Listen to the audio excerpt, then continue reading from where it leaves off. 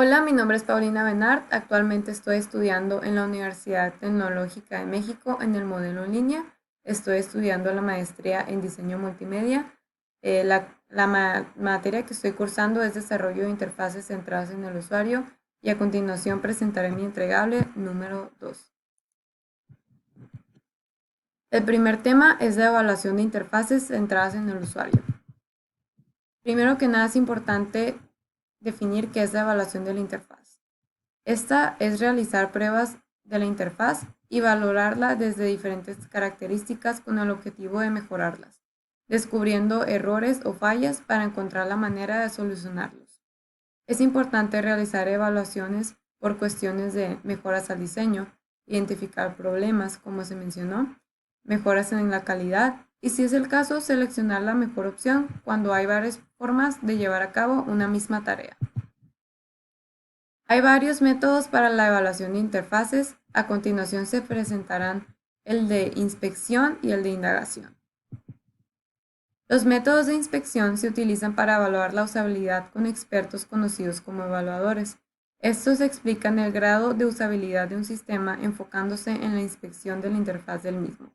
Los siguientes son métodos de evaluación por inspección: evaluación heurística, recorrido cognitivo y recorrido de usabilidad plural. La evaluación heurística consiste en medir la calidad de uso de una interfaz y se caracteriza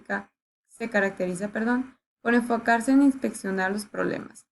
De acuerdo a un artículo por Héctor Bernardo López, existen 10 principios creados por Jakob Nielsen que se utilizan como base para evaluar una interfaz, los cuales son los siguientes.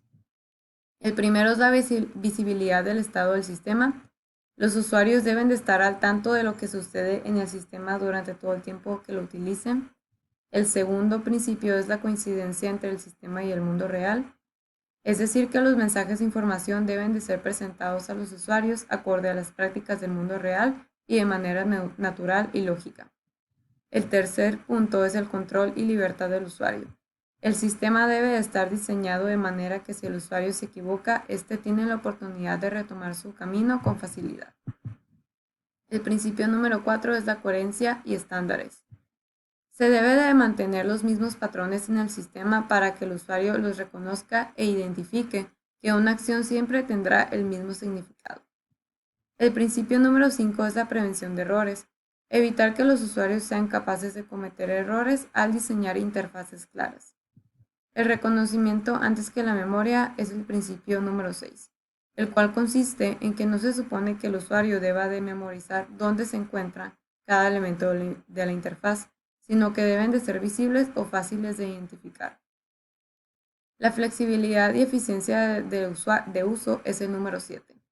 Se debe de tomar en consideración todos los posibles usuarios, tanto como los nuevos como los de uso habitual, de manera que se implementen opciones rápidas facilitando su navegación. El principio 8 es la estética y diseño minimalista, el cual consiste en no dificultar el camino para que los usuarios encuentren lo que necesiten agregando información innecesaria.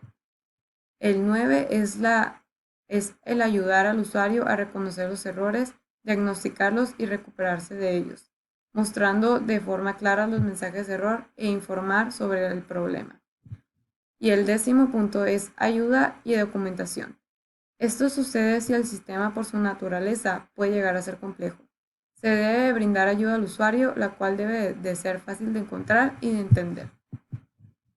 El recorrido cognitivo se centra en evaluar la facilidad de aprendizaje por la exploración de sus posibilidades. Este método cuenta con 3 pasos. El primero es definir los pasos necesarios para el recorrido. Dentro de esto se encuentra el preguntarse quiénes serán los usuarios. Entonces se identifican sus características. También se establece el prototipo que se utilizará para evaluar, se enlistan las tareas a desarrollar y se establecen las acciones necesarias para realizar cada tarea. El segundo paso es recorrer las acciones. Se llevan a cabo las tareas especificadas en el paso anterior y el evaluador utiliza la información desde el enfoque cognitivo, como lo es la experiencia y el conocimiento adquirido por el usuario, de manera que se analice si la interfaz se diseñó de forma adecuada para este. También se realizan preguntas como: ¿las acciones disponibles van acorde a los conocimientos y experiencias del usuario? Por último, el tercer paso es la documentación de resultados, en el cual se registran cada una de las acciones del sistema y sus observaciones. El documento debe contar con una sección en donde se establezcan los puntos negativos y errores de la interfaz que más pueden perjudicar al usuario durante el uso del sistema. El recorrido de usabilidad plural tiene como una de sus particularidades que destaca la intervención de usuarios finales. Cuenta con las siguientes características. Hay tres tipos de participantes para este método de evaluación: los usuarios representativos, desarrolladores y expertos en usabilidad. Los prototipos para las pruebas son de papel u otros materiales y cada participante tiene una copia del escenario de la tarea a evaluar. Todos los participantes asumen el rol de usuario en este tipo de evaluación. Los participantes detallan de manera escrita la acción que tomarán para cada tarea y después se hace un debate entre todos los participantes acerca de las acciones que tomarían en determinadas tareas. Este método, como se puede observar, tiene un fuerte enfoque en las tareas de los usuarios. Los métodos de indagación se tratan de hablar con los usuarios y observarlos mientras utilizan el sistema que se desea evaluar. Por lo tanto, involucran directamente al usuario.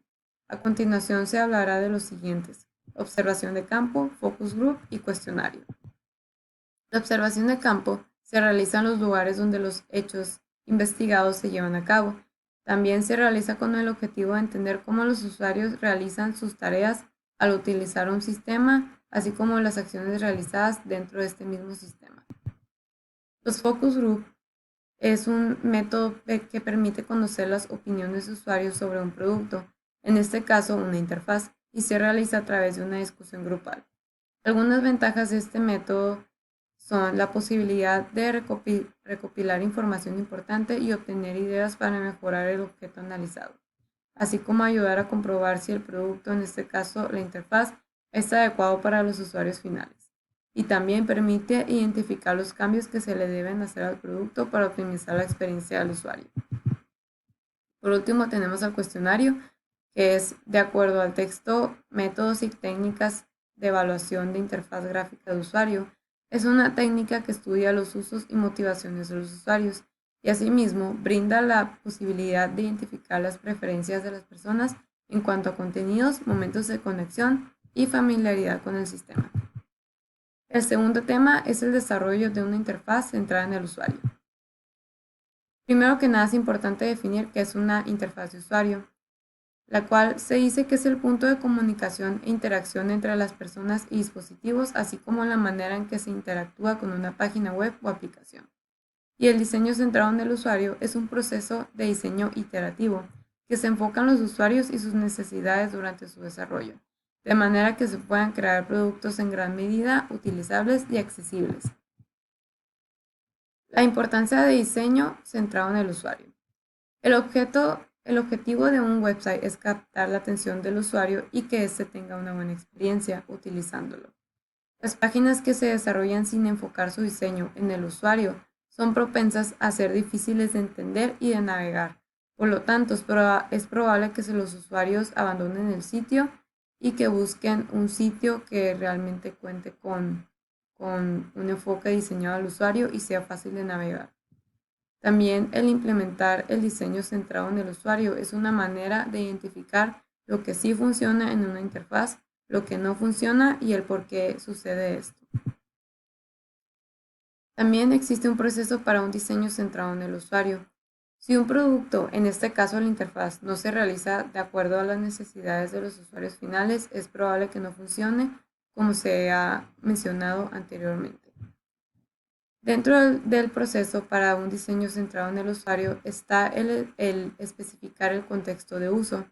Se dice que es necesario identificar a las personas que usarán el producto, así como sus características, y conocer para qué y por qué lo utilizarán, así como las circunstancias en las que se les dará uso.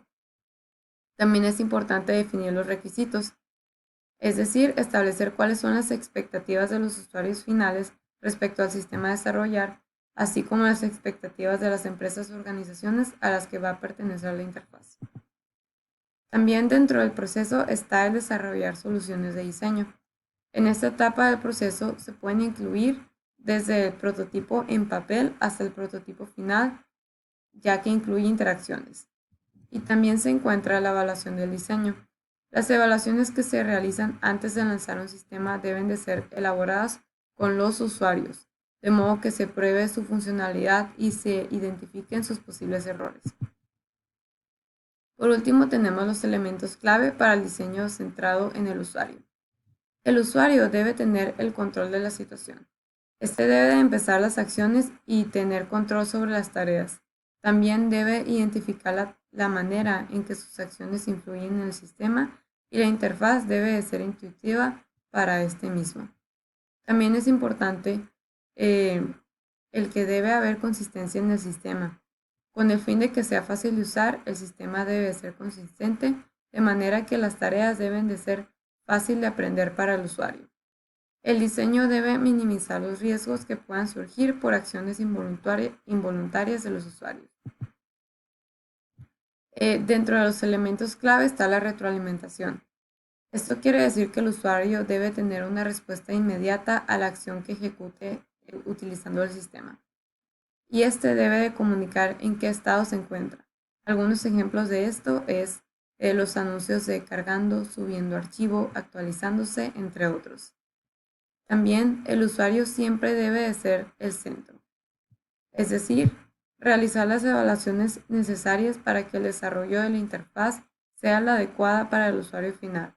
Los test o evaluaciones deben de ejecutarse utilizando a usuarios que representen al público meta o, en otras palabras, al público para el cual se le está desarrollando el sistema en cuestión, así como encontrar sus necesidades durante el desarrollo del proceso e intentar satisfacerlas. Eso sería todo. Muchas gracias.